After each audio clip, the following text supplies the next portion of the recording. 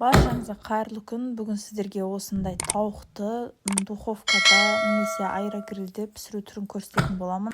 Дүкендерде осындай арнайы осылай туралған тауықтар негізі сатылады. Біздің отбасымызға 2 цыпленок табаққа қажет болады.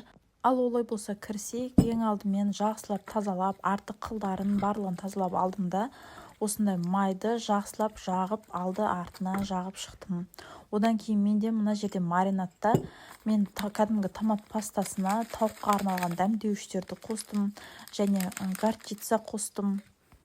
Дайын болған соусымызды тауығымыздың алды артына жақсылап жағып шығамыз және піскен кезде сочный болу үшін бір жарты сағат 40 минутқа маринадқа салып қойып қоямыз.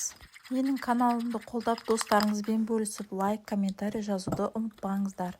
Мен бұл тауықтарды аэрогрильде пісіріп алдым. Аэрогрильдің өзінің осындай тауыққа арналған градусы, уақыты бар екен.